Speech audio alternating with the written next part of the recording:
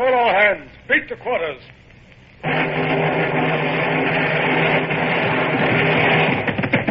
Run out the guns. Stand by the starboard battery. One broadside into her, if you please, Captain Bush. Pointers on target. Linstocks ready. Aye, aye, sir. Ready. Fire!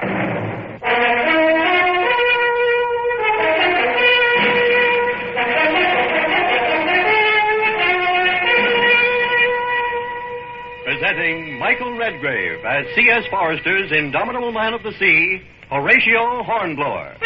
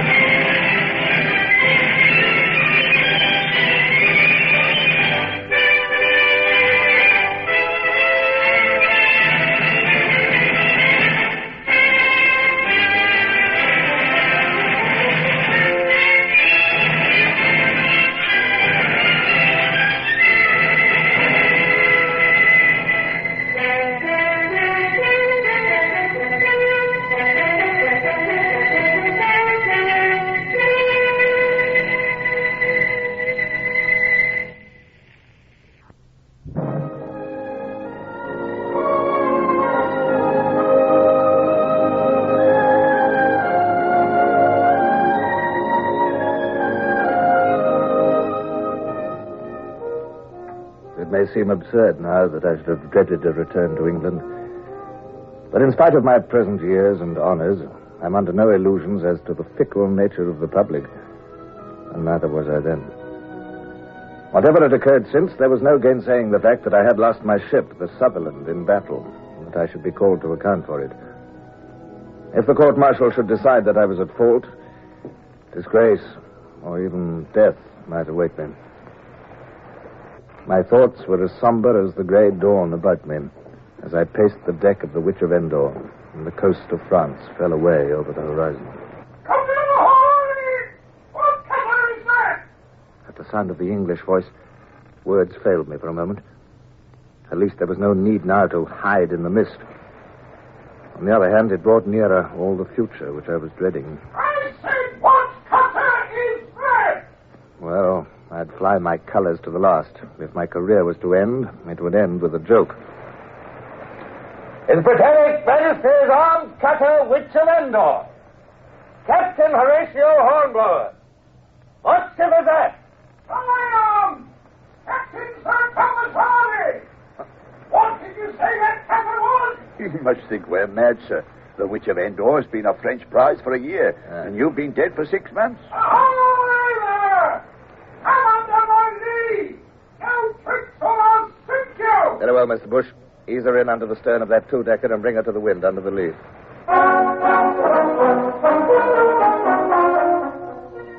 As the boat bore me to the Triumph's side and I stared at the familiar beauty of a ship of war again, the two yellow streaks along her sides, checkered with gun ports, the pennant at the main, the hands on her deck, the red coats of the Marines. Stand by the foresail. As I heard the distant voice of a boatswain roaring at the seamen, all the familiar sights and sounds of the Navy in which I had grown up, I was hard put to it to restrain my emotion.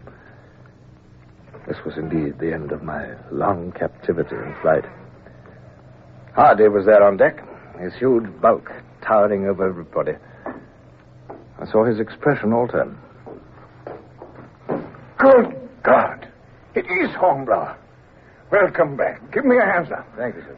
How did you come here, sir? How did you take the witch? How on earth? How did I come back from the grave? Is that what you want to ask? Well, it's a long story. You better come round to my cabin, Hornblower. This must be a pretty difficult time for you.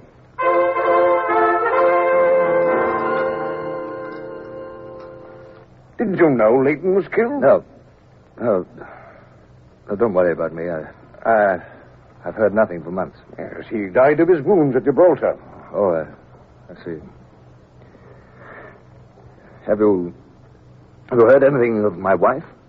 Well, I remember reading that she was awarded a civil list pension by the government when the news of your death arrived. No other news, Hardy? There was a child on the way. Oh, none that I know of. But then I've been 4 months on this ship. I wouldn't hear anything.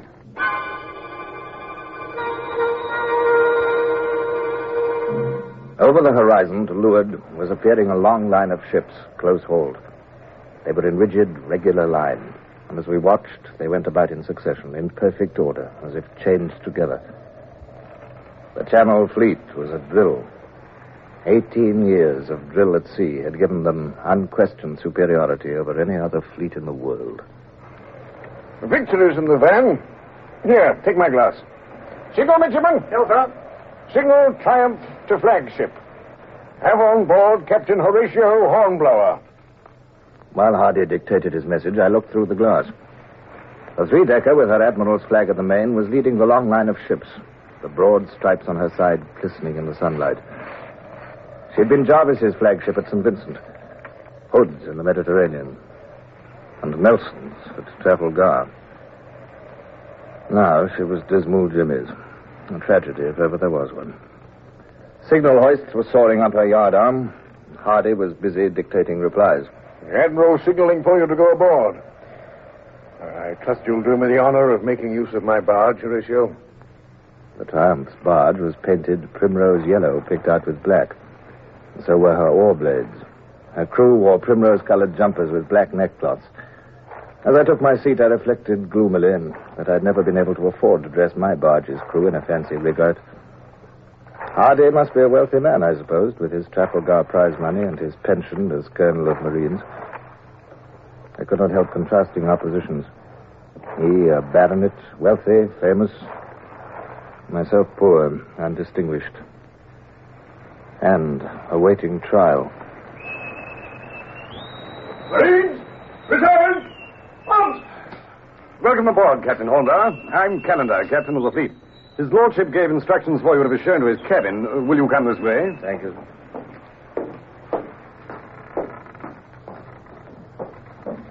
I don't suppose you remember me, but I was first lieutenant on the Amazon when you were in the Indefatigable. On the contrary, I remember you very well. In fact, there was a certain boat drill at Portsmouth. Huh? Oh, you remember that, do you? Very well. Well, I'd only been first for a week then, and I had to throw my weight about on somebody. Oh, here's his Lordship's cabin. Thank you. Will you make yourself comfortable while I tell him you're here? Lord Gambier's cabin was not nearly so ornate as Hardy's had been. The most conspicuous item was the big brass-bound Bible on the table. I sat down on a cushioned locker and stared gloomily out of the stern window. The next hour might easily decide my whole fate.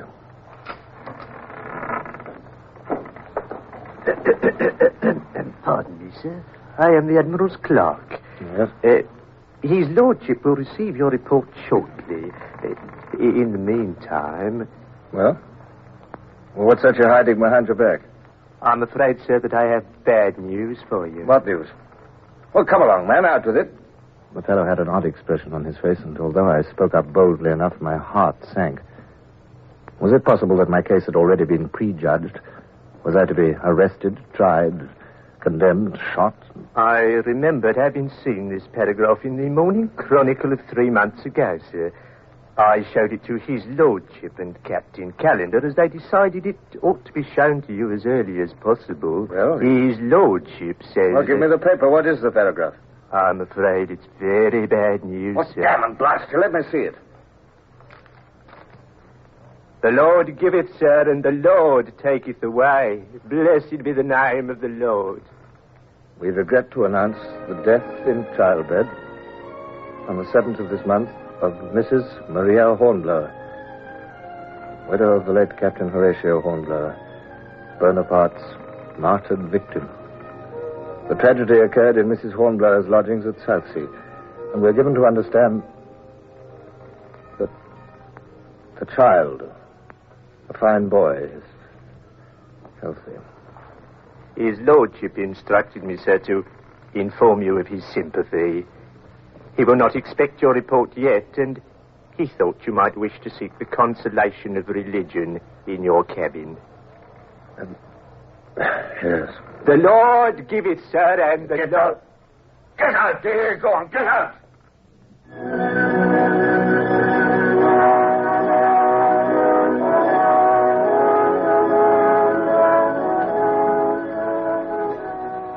the actual Battle of Rosas, my lord, before I surrendered the Sutherland, 117 of my ship's company were killed and 145 wounded.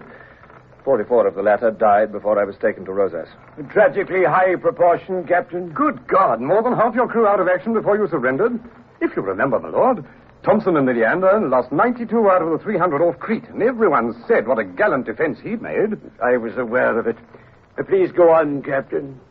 Well, I told how I had witnessed the destruction of the French squadron, how Caillard had arrived to take me to Paris, and of our escape.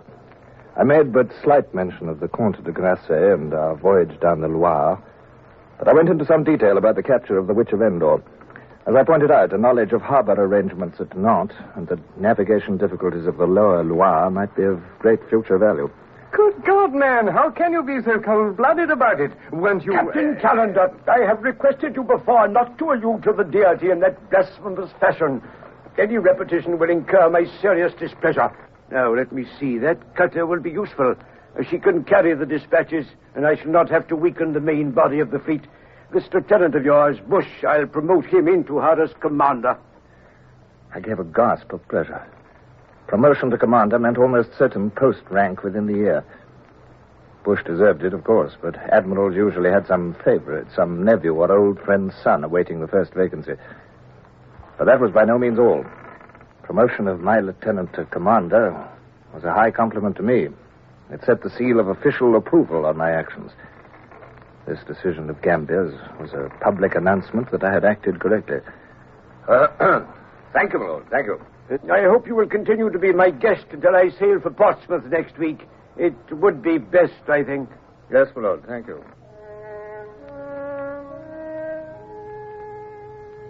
But however delicate the allusion, I knew that the last remark was a reminder of my position and that I was technically under arrest.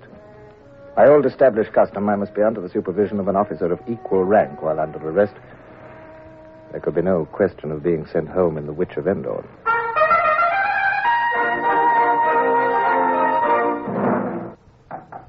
Come in. Bush, by all that's wonderful. Come in, man. Sit down. Here, let me take those parcels. Oh, by heaven, it's good to see your honest old face again, Bush. Look, have a drink. How have you been getting on? What have you been doing? Did you... Easy, sir, easy. I'll tell you about it, sir. But first of all, this is the first chance I've had to thank you for my promotion, sir. Oh, don't thank me. You must thank Lord Gambier. I know who I owe it to all the same. They're going to post me as captain this week. Ah. They won't give me a ship, not with this wooden leg of mine, but there's a job at Sheerness waiting for me. I'd never have been a captain but for you, sir. Oh, rubbish. Well, how are you, Bush? How are you? Oh, fine, sir, thanks. Good. And you? Oh, I was sorry to hear about Mrs. Hornblower, sir. Yes. I took the liberty of bringing out your letters. Oh, this thank you, big Bush. package is a sword, I'm sure, sir. Oh, well, let's open it and see. Well, by heavens. Oh, Bush, I never expected to see this again. I know that gold scabbard anywhere, sir. It's the 100 guineas sword that the Patriotic Fund gave you for your defeat of the Natividad in the Pacific. Yes. You should see the newspapers. You're famous, sir, so you ought to be. And there's plenty more news. Oh, what news, Bush? There's the Witch of Endor, sir. Oh, yes, what about it? The Navy bought her yesterday at the prize court. All £1,000 was the price, sir. I was greatly impressed by the tact with which Bush allowed me to assimilate all this. I would not have expected such delicacy from the tough old campaigner. But I was already beginning to realize that I still had much to learn about people. The first dozen letters were from people unknown to me, but all congratulatory. 2 were from madmen, apparently, and 2 more from peers. Then I saw a letter in a hand which was known to me, and my heart constricted as I stared at the envelope. It was from Lady Barbara. Bush and the ship and Portsmouth and all the present world spun and vanished at the sight of the letter. I was not reading. I was listening again to that dear, modulated voice which I had not heard for so many weary months. It is hard for me to write this letter. So overwhelmed am I with pleasure and surprise at hearing that you are free and well. I hasten to let you know that I have your son here in my care. My son, Barbara, has him. Oh, God bless her. When he was left orphaned, I ventured to take charge of him and make myself responsible for his upbringing, while my brothers, Lords Wellesley and Wellington, consented to act as his godfathers at his baptism, whereat he was consequently given the names of Richard, Arthur, Horatio.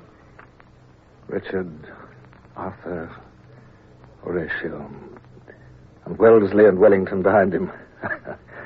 Oh, the boy's fortune's already made. Richard is a fine, healthy boy with a wonderful resemblance to his father, and he has already greatly endeared himself to me.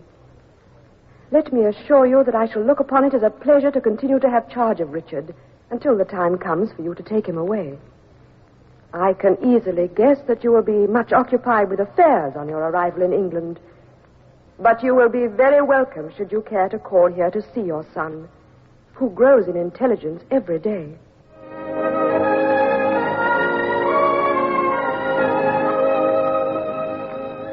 Up to this moment, I'd hardly thought about the child.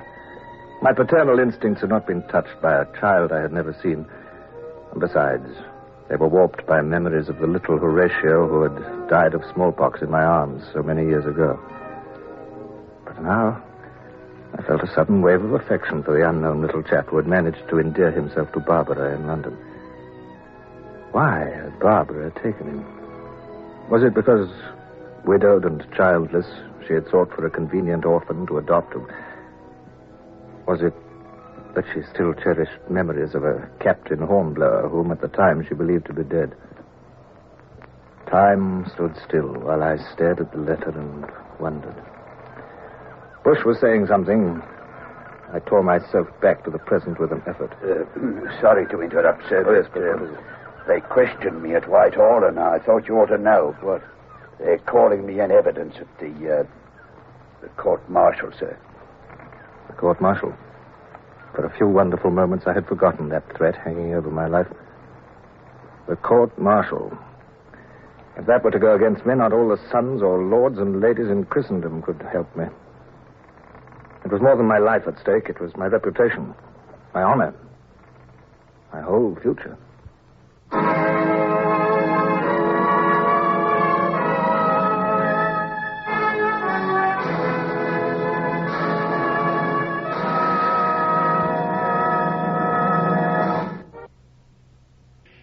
Horatio Hornblower, starring Michael Redgrave, is based on the novels by C.S. Forrester.